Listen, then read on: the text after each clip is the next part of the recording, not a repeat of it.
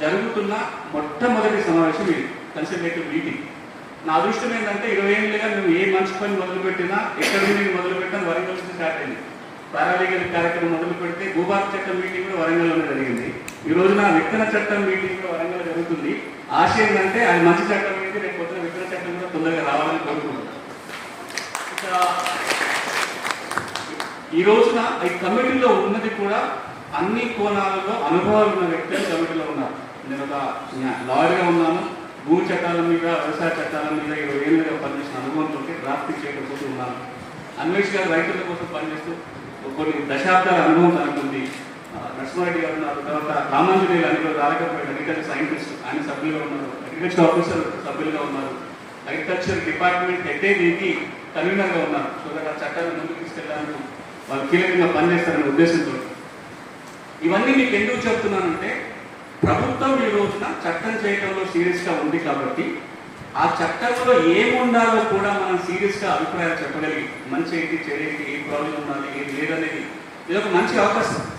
కాబట్టి ఇక్కడ కూర్చున్న వాళ్ళు కావచ్చు, ఇక్కడ కూర్చున్నప్పుడు మీరు అభిప్రాయాలు చెప్పవచ్చు, మళ్ళీ వెళ్ళిన తర్వాత కూడా చర్చించండి. రాబోయే రోజులలో ఈ కన్సల్టేటివ్ కమిటీకి ఒక ఈమెయిల్ ఐడి ఉంటుంది, వాట్సాప్ నెంబర్ ఇస్తాము, మీ తర్వాత కూడా మీ అభిప్రాయాలు పంచుకోవచ్చు.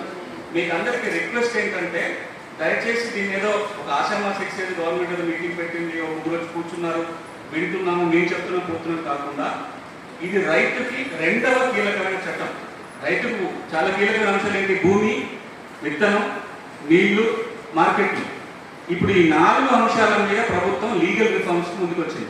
భూమిదే ఇప్పటికే ఒక చట్టం అయిపోయింది. మార్కెటింగ్ సంబంధించి కూడా చట్టాల్లో మార్పులు రాబోతున్నాయి, దాని మీద చర్చ జరుగుతుంది. మార్కెటింగ్ చట్టంలో కూడా ఈ విత్తన చట్టం గురించి కూడా ఇంత సీరియస్గా తీసుకుంది కాబట్టి ఇది మొదటి సమావేశం జరుగుతుంది. రాబోయే రోజులు అన్ని జిల్లాలకు వెళ్తాం కాబట్టి ఇక్కడ కూర్చున్న వాళ్ళు కావచ్చు, ఇక్కడ ఇది చూస్తున్న వ్యక్తులు కావచ్చు, సోషల్ మీడియాలో అంతా సర్క్యులేట్ అవుతుంది. కాబట్టి మనము విత్తన చట్టంలో ఏముంటే బాగుంటుందో చర్చించాలి. దానిక వేగంగా కాకుండా విత్తన చట్టంలో ఏ ఏ అంశాలు ఉండాలంటే మనం ఆలోచన చేయాలి. విత్తన చట్టంలో విత్తనాల ప్రొడక్షన్ ఒక అంశం, విత్తనాల క్వాలిటీ రెగ్యులేషన్ ఒక అంశం, విత్తనాల ధర నిర్ణయించిన ఒక అంశం, విత్తనాల నాణ్యత లోపం ఉంటే ఎట్లాంటి శిక్షలు, జుర్మానాలు ఉండాలని ఇంకొక అంశం, కాంపెన్సేషన్ రైతుకి ఎట్లా ఇస్తామని ఒక అంశం. వీటన్నిటినీ దృష్టిలో పెట్టుకొని అన్ని వర్గాల వాళ్ళు సలహాలు సూచనలు ఇవ్వాలి. విత్తనం అనగానే రైతు వినియోగదారుడు. విత్తన విషయానికి వచ్చినట్లయితే విత్తనాన్ని ప్రొడ్యూస్ చేసే వాళ్ళు ఉన్నారు, కొత్త రంగాలు కనిపెట్టే వాళ్ళు ఉన్నారు, దాన్ని అమ్మే వాళ్ళు ఉన్నారు, దాని మీద అజమాయిషీ చేసే వాళ్ళు ఉన్నారు. ఒక్కొక్కరికి ఒక కోణం ఉంటుంది.